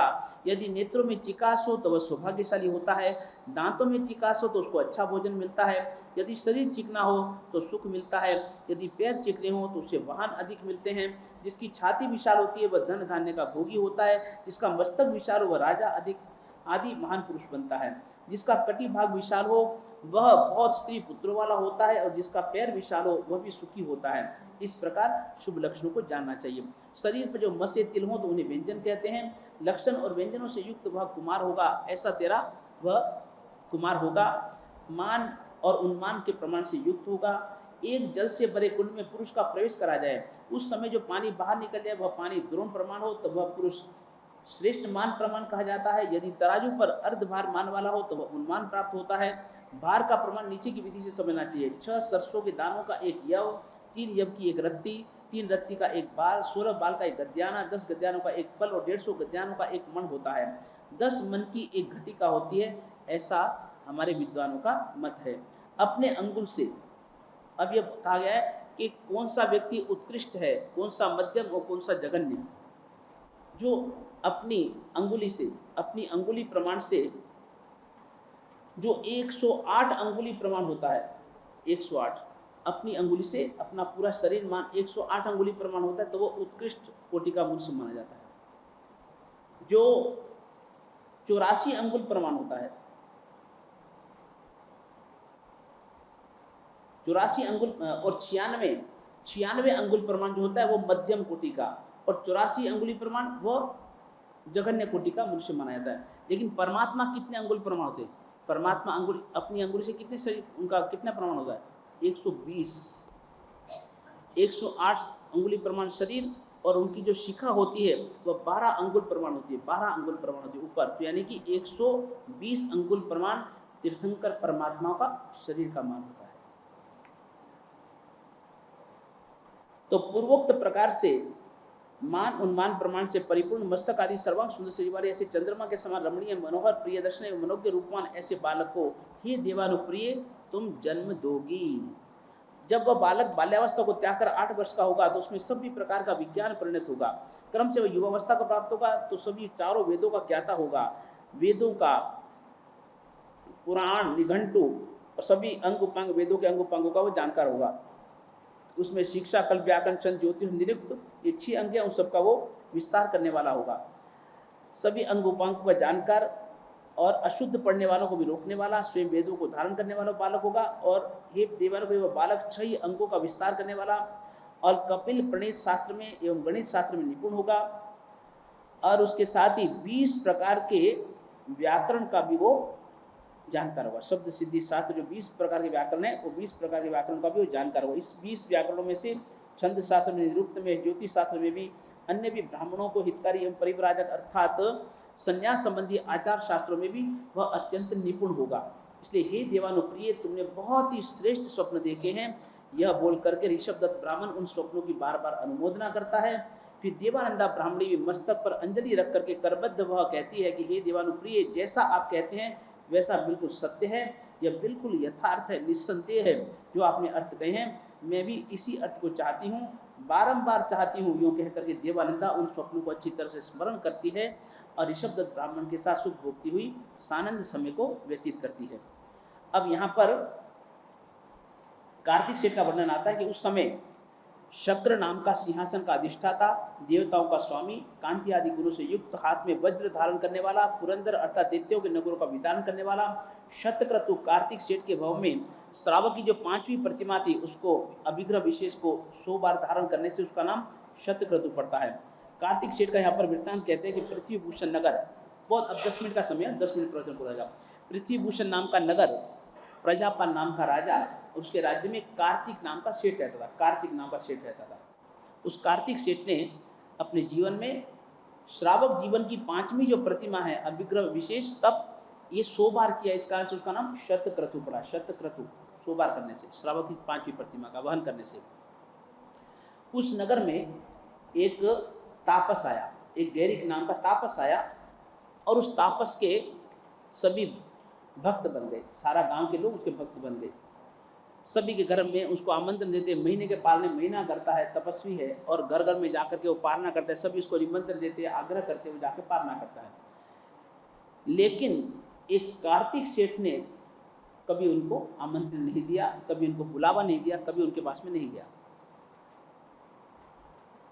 राजा ने एक बार गैरिक तापस को निवेदन किया कि आप भी, मुझे भी एक मास कमन को पालने का लाभ दें, मेरे घर भी आप आहार ग्रहण करें। तो राजा ने कहा, गैरिक तापस ने कहा ठीक है राजा, मैं आपके यहाँ आकर पालना करूँगा, लेकिन एक शर्त है, अगर आपके राजमहल में तभी मैं भोजन ग्रहण करूँगा, आहार ग्रहण करूँगा, पालना करूँगा, जब वो कार्तिक सेठ आकर के मुझे पालना कराए।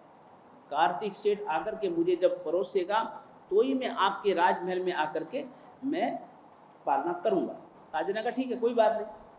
राजा ने कार्तिक सेठ को बुलाया, आदेश दिया, कार्तिक तुझे मेरे राजमहल में आकर के वो तापस को तुझे पालना करना होगा। अब राया भी योग्य ने एक सिद्धांत है कि भी राया भी योग्य ने राजा जो आज्ञा दे आदेश जिसको तो पालन करना ही पड़ता है, उसको इनकार नहीं किया जा सकता। उनने मन महसूस करके राजा के आदेश का पालन करते हुए राजमहल पहुंच गया। तापस बैठा था, उसको पालना करा, उसकी थाली में परोस दिया। और उस समय वह गैरी तापस जो है वो अपने अंगुली नाक पे रख करके घिसता है, दिखाता, देख मैंने तेरी नाक काटी, तुझे मेरे आगे आना पड़ा, हाजिरी देनी पड़ी। और ये देख करके अपमान उसको सहन नहीं हुआ। कार्तिक सेठ के मन को बड़ा महसूस हुआ कि अगर मैं इससे पहले दीक्षा ले ली होती तो कम से कम मुझे अपमान तो नहीं सहन करना पड़ता। मन उसका विरक्त हो गया और 1008 वणिक पुत्रों के साथ में उसने मुनि सूरज स्वामी के चरणों में जाकर दीक्षा ली।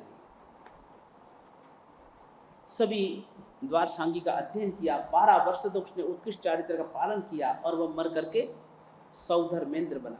वह कार्तिक सेठ मर करके सौधर्मेंद्र बना। और वो जो गैरिक तापस था वह भी अज्ञान कष्ट को झेल करके अपनी साधना करके मर करके वह भी ऐरावन हाथी बना। ऐरावन हाथी यानी इंद्र का जो हाथी होता है उसका वाहन बना। तो जैसे ही ऐरावन हाथी ने वो गैरिक जो बना था, तापस जो बना था ऐरावन हाथी, उसने जब देखा कि अरे ज्ञान से देखा ये तो वही कार्तिक सेठ मेरा ये स्वामी बन गया, ये तो इंद्र बन गया, सौधर्मेंद्र बन गया, उसको सहन नहीं हुआ। उसने इंद्र को डराने के लिए 2 रूप बना लिए। इंद्र ने भी 2 रूप बना लिए। उसने 4 रूप बनाए, इंद्र ने 4 रूप बना लिए। इंद्र के लिए कौन सी बड़ी बात थी, उसने 4 रूप बना लिए। फिर इंद्र ने मन में सोचा कि मामला क्या है, ये इस तरह से ये नाटकबाजी क्यों करे, ड्रामेबाजी काहे की कर रहा है, क्यों कर रहा है।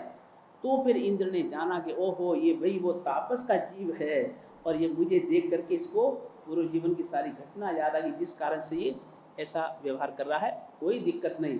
और आखिर उसको तर्जित किया, दंडित किया सौधर्मेंद्र ने, और वह फिर उसका तिरस्कृत किया तो वो सही रूप में वापिस आ जाता है। तो इस तरह से यह कार्तिक सेठ जो है वही मर करके सौधर्मेंद्र बनता है।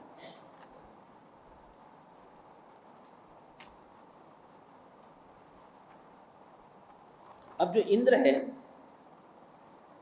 इंद्र का वर्णन करते हैं कि इंद्र जो है वो सहस्राक्ष कहा जाता है। इंद्र के 500 देव मंत्री हैं, उनके नेत्र इंद्र का कार्य करने के कारण वे नेत्र भी इंद्र के ही कहे जाते हैं। इसी कारण से इंद्र को 1000 आंखों वाला यानी सहस्राक्ष कहा जाता है। मेघवा, महामेघों को वश में रखने वाला, पाक शासन एक पाक नामक दैत्य को शिक्षा देने वाला, दक्षिणार्ध लोकपति, मेरु से दक्षिण की ओर लोकार्ध का अधिपति, ऐरावन वाहन वाला, 32 लाख विमानों का स्वामी, रज रहित और स्वच्छता से आकाश के समान निर्मल वस्त्रों को धारण करने वाला, माला और मुकुट आदि आभूषण का धारण करने वाला, गालों पर सुवर्ण के मुकुट मनोहर लुटकते वे सुंदर कुंडों से शोभायमान, छत्र चामर आदि राज चिन्हों से विराजित, पैरों तक लटकती हुई पंचवर्णी पुष्पमाला से विभूषित शक्रेंद्र सुधर्म नामक सभा में शक्र नामक सिंहासन पर बैठ करके 32 लाख विमानों एवं 84,000 सामानिक देवों जिनकी रिद्धि इंद्र के समान का अधिपति, कर्म पालन करने वाले जो पूज्य स्थानीय अथवा मंत्री तुल्य देव हैं, तथा सोम, यम, वरुण और कुबेर जो 4 लोकपाल देव हैं, एवं पद्मा, शिवा, सची, अंजू, अमला, अप्सरा, नमिका और रोहिणी नाम वाली अपनी अग्रमहिषी रानियां जिनका प्रत्येक का 16 हजार परिवार है, उन सब के अधिपतित्व का पालन करता हुआ तथा बाह्य, मध्यम और अभ्यंतर परिषद के आधिपत्य तथा 7 सैन्यों का आधिपत्य, चारों दिशाओं के 84,000 आत्मरक्षक देवों के आधिपत्य कर्म को करता हुआ, अनेक प्रकार के दिव्य नाटकों को देखता हुआ इंद्र अपनी सभा में विराजमान था। उस समय वह अपने विशाल अवधि ज्ञान से संपूर्ण जम्बू द्वीप को अपने विशाल अवधि ज्ञान से इंद्र देख रहा है कि जम्बू द्वीप की क्या पोजीशन है, देख रहा है।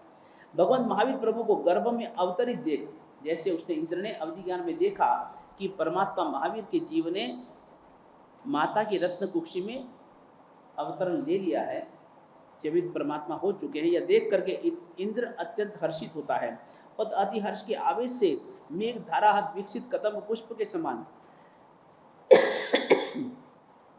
रोम राजी जिसकी विकसित हो गई, ऐसा होकर सिंहासन से उठकर 5 फीट पर पैर रखकर नीचे उतरता है। नीचे उतरकर पादुका छोड़कर परमात्मा के सम्मुख उस दिशा में 7-8 कदम आगे चलकर एक उत्तरासन कर हाथ जोड़कर बाएं घुटने को ऊपर रखकर और दाहिने घुटने को पृथ्वी पर टेककर 3 बार मस्तक झुकाकर अंजलिबद्ध होकर परम परमात्मा को नमस्कार करता है, जिसको हमारे यहाँ पर शक्रस्तव यानी कि इंद्र ने जिस सूत्र से परमात्मा की, अरिहंत परमात्मा की, तीर्थंकर परमात्मा की स्तुति स्तवना करी, हम उस सूत्र को क्या बोलते हैं? शक्रस्तव।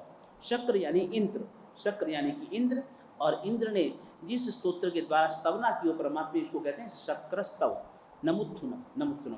उसको यानी कि डाबा गोडा उठा कर खड़ा करके हम उसको उस मर्यादा का, विनय मर्यादा का पालन करते हैं। नमोत्तुनम अरिहंतानम भवंतानम आईग्राम तिथिरम सेम समुद्दान पुरुषोत्तमान पुरुषस्यान पुरुषमुद्रयान पुरुषगंधहतिनम लोकोत्तमान लोगुनहान लोगियन लोकपयन उपज्योगण वेदान जुकुदान मुगदान सर्वदान पुइदान जीवदानम धम्मदान धम्मदे धम्मनागनम सार हिंदम उच्चारण चौड़नम जीवोत्तानम शरणम गई पैठा अपड़ी है वर्णान दशदान मिट समजिनम जानतनम तनपदम यनमतम सवर्णम सवदर्शिनम सियो मेर मरुमदम के मवा मुंडाविति सिद्धि के नामदेम ठाणम संपत्ता नमो जिननम जीय भयानम। तीन भवन में पूजने योग्य ऐसे कर्म रूपी शत्रु को नाश करने वाले अथवा कर्म रूप बीज का अभाव करने वाले अरिहंत परमात्मा को नमस्कार हो। ज्ञानादि गुरुयुक्त अपने अपने तीर्थ की अपेक्षा आदि करने वाले, तीर्थ अर्थात श्री चतुर्वेद संज्ञा आद्य गणतंत्र के निर्माता, स्वयं बोध पाने वाले, अनंत गुण समूह के धारक होने से सर्व पुरुषों में उत्तमता धारण करने वाले, कर्म रूप शत्रु को नष्ट करने में सिंह के समान, पुरुषों में पुंडरी कमल के समान प्रधान, अर्थात जैसे कमल कीचड़ में उत्पन्न होता है, जल में बढ़ता है और कीचड़ एवं जल को छोड़ करके ऊपर रहता है, अलिप्त रहता है, उसी तरह से परमात्मा भी कर्म रूप कीचड़ में पैदा होते हैं, भोग रूप जल से बढ़ते हैं, लेकिन कर्म एवं भोग का त्याग कर अलिप्त रहते हैं, अनासक्त रहते हैं। पुरुषों में गंध हस्ती के समान, जैसे गंध हस्ती के सुगंध से अन्य हाथी भाग जाते, वैसे ही जहाँ परमात्मा विचरण करते वहाँ से दुर्भिक्ष आदि रूप हाथी भी भाग जाते हैं। प्रभु के प्रभाव से उस देश में किसी भी प्रकार का उपद्रव नहीं होता, सर्वत्र शांति, शांति का साम्राज्य स्थापित हो जाता है।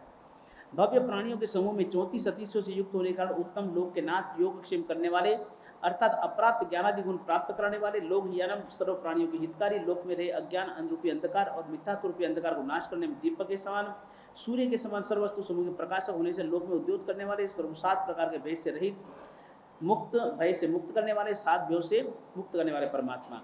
मनुष्य को मनुष्य से भय, यह इस लोक संबंधी भय है।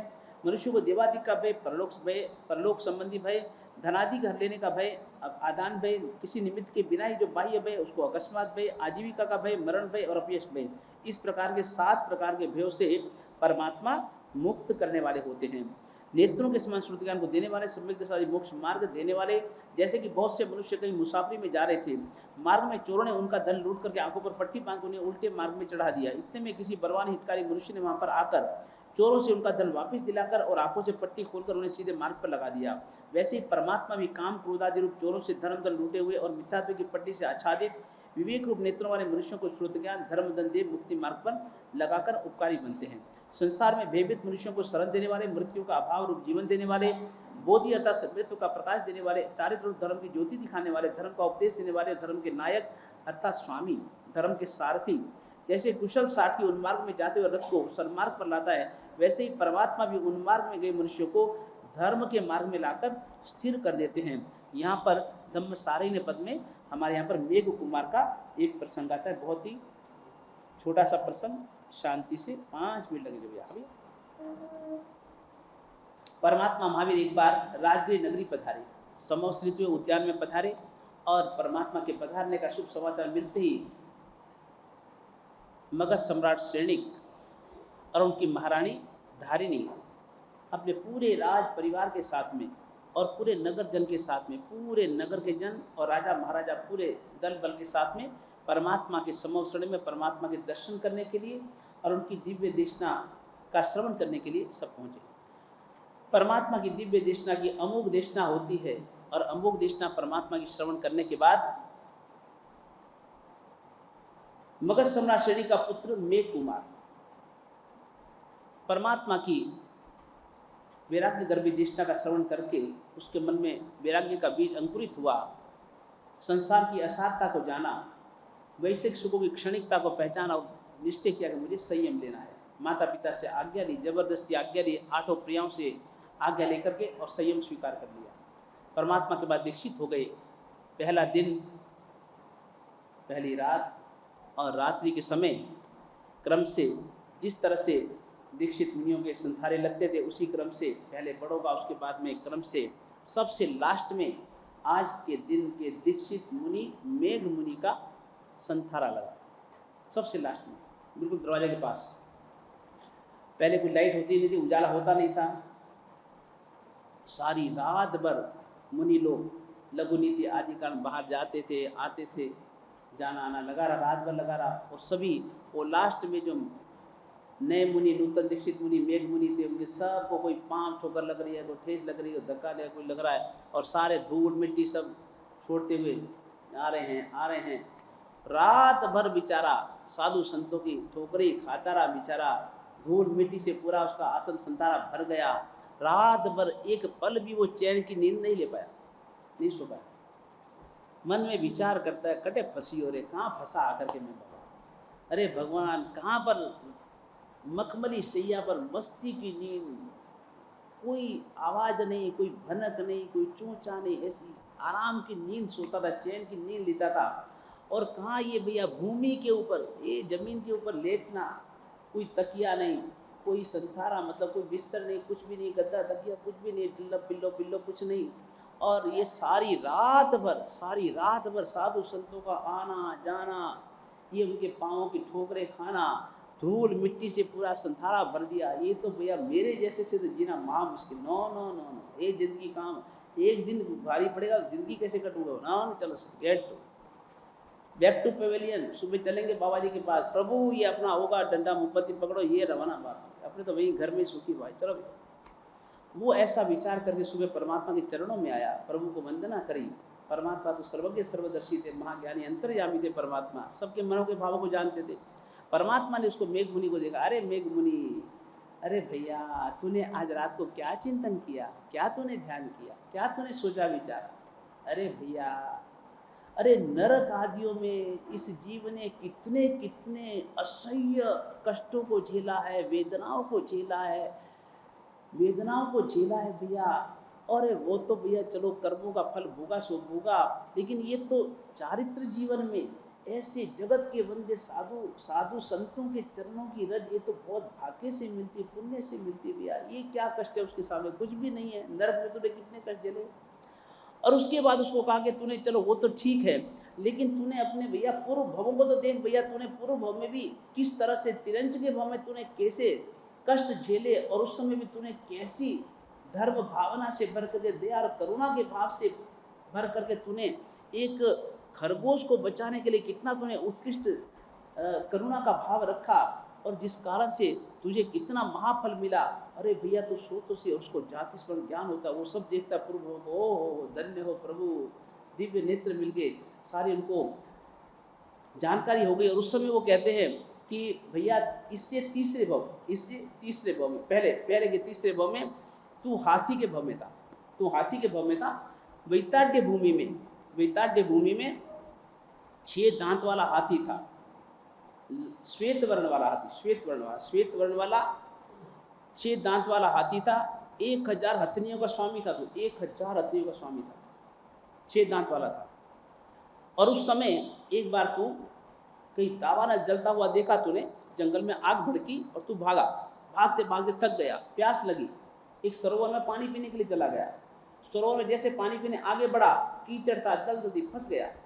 निकलने की बहुत कोशिश करी, नहीं निकल पाया, ना आगे करा ना पीछे करा, बीच में फंस गया, धंस गया एकदम।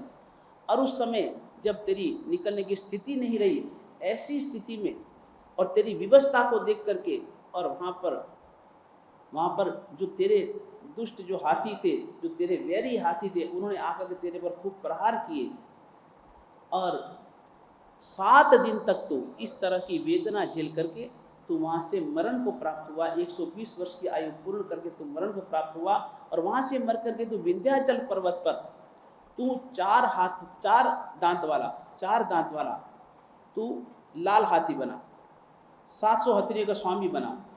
और वहाँ पर तूने जब एक बार जलते हुए दावानल को देखा, तुझे जाति स्मरण ज्ञान हुआ, पूर्व भव की याद आई, और तूने देखा ओहो पहले भी ऐसे दावानल को मैंने देखा था, मेरा किस तरह से मरण हुआ था। जाति स्मरण ज्ञान हुआ, और उसने सोचा कि ठीक है, उसने सोचा, और सोच करके उसने बाद में एक योजन प्रमाण एक मंडल बनाया, 8 माइल का पूरा मंडल उसने बनाया जंगल में, कि अगर मान लो भविष्य में कभी दावानल आएगा तो सारे जीव यहाँ पर सुरक्षित आ पाएंगे। उसने एक योजन प्रमाण मंडल उसने बनाया, और वहाँ से वो हमेशा वो सारा घास फूस सब रोज उखाड़ के फेंक देता, बिल्कुल साफ रखता था। वर्षा ऋतु के पहले और बीच में बाद में भी उसने सारे वो झाड़ियाँ फाड़ियाँ सब घास फूस सब निकाल दिया। एक बार जंगल में आग लगी, सारे जंगल के जितने भी पशु थे, जानवर थे, सब उस मंडल में आ गए। और उस स्थिति में एक बार जैसे ही तेरे को खुजली करने की तुझे खुजली करने का हाजत हुई और उस समय तूने अपने पाँव को उठाया खुजली करने के लिए, और उस समय एक खरगोश था, उसको बेचारे को बड़ा घुट करके बैठा हुआ था, स्थान उसको पूरा नहीं मिला था बैठने के लिए, तो वो बेचारा देखा ये खुला स्थान मिल गया है, तो तेरे पाँव के नीचे जो खुला स्थान था वहाँ पर आकर वो बैठ गया। उसके बाद तूने जब जैसे ही खुजली के बाद में पाँव नीचे रखना चाहा, उसने देखा अरे राम, अगर मैंने ये पाँव रखा था ये तो कचुम्बर हो जाएगा, खत्म कहानी, इसका जीवन का अंत हो जाएगा। और तूने उसको बचाने के लिए तूने अपने पाँव को अद्धर रखा, अपने पाँव को अद्धर रखा, ऊपर रखा।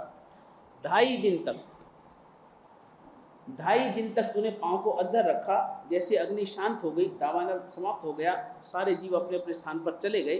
और उसके बाद में जैसे तू अपने पाँव को नीचे रखने का प्रयास करता है, क्योंकि 2.5 दिन अद्धर रखने से खून जम गया था, तूने जैसे ही पाँव नीचे रखना चाहा, धड़ाम से नीचे गिरा, और गिरने के बाद में 3.5 दिन तक भूख प्यास को सहन करते हुए केवल एक मन में वो जीव दया का जो तूने पालन किया था, उसके प्रभाव से तू मर करके सीधा तिरंज के बोल से तेरा ट्रांसफर कहाँ हुआ?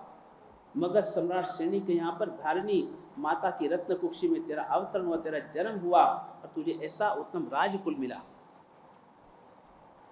इस कारण से तूने जब तिरंज के भाव में इतने कष्टों को झेला, नरक के भाव में तूने कितने कितने असह्य वेदनाओं को झेला, तो भी ये तो साधु जीवन है, और उसमें भी चारित्रधारी मुनियों के चरणों की रस से तो इतना विमल बन गया। नहीं नहीं नहीं, ये तो बड़े सौभाग्य की बात है, यह तो जीवन में कष्ट को झेलना बहुत महान फल का कारण बनेगा। और इस कारण से मन को तूने स्थिर किया, स्थायी किया, और उसने कहा कि आज से प्रभु मैं संकल्प लेता हूँ, केवल 2 आँखों को छोड़ करके सारे शरीर को मैं संत महात्माओं के चरणों में समर्पित करता हूँ, चाहे मुझे कितना भी कष्ट झेलना पड़े, मैं संयम को उत्कृष्ट रीति से पालन करूंगा।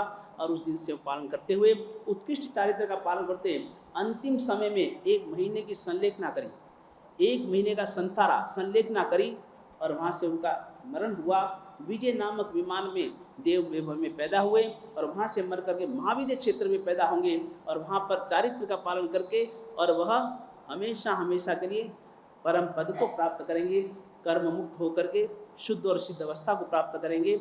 ऐसे मेघ मुनि का यहाँ अंतिम में यहाँ पर दृष्टांत दिया गया है। समय काफ़ी हो गया है, और यहाँ पर कल्प सूत्र की पहली वाचना का एंड होता है। कल कल्प सूत्र की दूसरी वाचना होगी आज दोपहर को। हाँ जी, आज दोपहर को हमारे जो धुरंधर हमारे जो मुख्य बैट्समैन हैं, हमारे धुरंधर बल्लेबाज, दिग्गज बल्लेबाज हमारे, वो कुछ रिटायर्ड हर्ट हो गए थे, वो अस्वस्थ हो गए थे, इस कारण से वो मैच में बैटिंग करने नहीं आए थे। लेकिन कोई बात नहीं, जो ओपनिंग बैट्समैन है, हमारे ओपनिंग बैट्समैन हैं, लेकिन वो ओपनिंग में नहीं आकर के अब वो तीसरे चौथे नंबर पे आएंगे, कोई दिक्कत नहीं। लेकिन ये परमात्मा की कृपा है। देखिए, असाता तो शरीर है, तो व्याधि तो लगी हुई है, लेकिन फिर भी इतने दिनों तक वे थोड़े ज्वर से ग्रस्त हो गए थे, और अब वो परमात्मा की कृपा से, गुरु कृपा से अभी पूर्णतया स्वस्थ तो नहीं हुए हैं, पूर्णतया स्वस्थ तो नहीं है, अभी भी कुछ गले में भी थोड़ा इन्फेक्शन है, लेकिन फिर भी परवाधिराज पर्यूषण है, और अपनी मीठी मधुर वाणी से आपको अवश्य ही लाभान्वित करेंगे।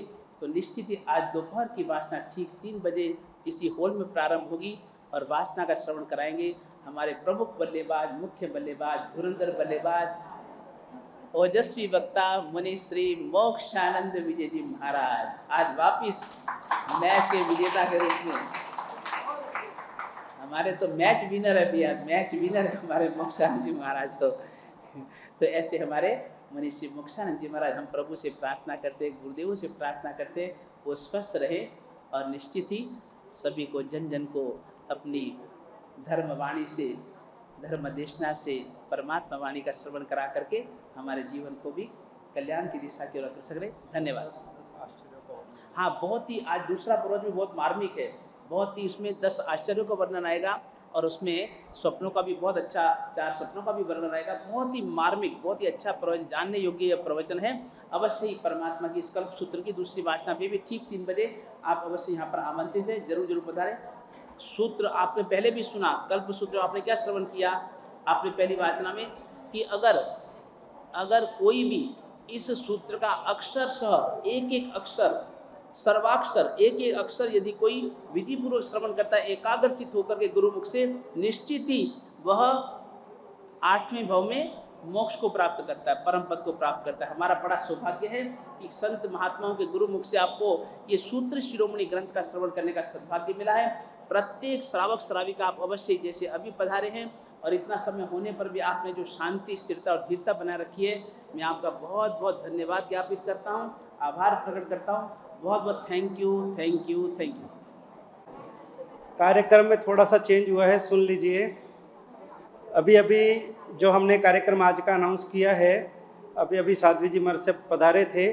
जैसे भगवान ऋषभदेव ने ब्राह्मी सुंदरी को भेजा था बाहुबली के पास, ऐसे वो मेरे पास में आए, ओ वीरा मोरा कार्यक्रम चेंज करो थोड़ा। बीजी वाचना में बीजा कोई नहीं आए रे कि अभी 1 तो बज गया, 3 बजे कौन आएगा। तो महाराज जी ने एक सुझाव दिया है कि कल हम सब कश्मीर में रहेंगे और कल सुबह ही, आज की वाचना भी कल सुबह ही आपको सुना दें। और अगले बाद में क्योंकि कल की फिर वाचना छोटी है, 14 सपनों का वर्णन ही कल आना है, तो कल की वाचना के साथ ही आज की 3 बजे की वाचना भी कल ही आपको उस हॉल में सुना दी जाएगी। तो अभी आज का कार्यक्रम यहाँ पर पूर्ण किया जा रहा है। साध्वी जी के लिए तालियां बजाई जाए।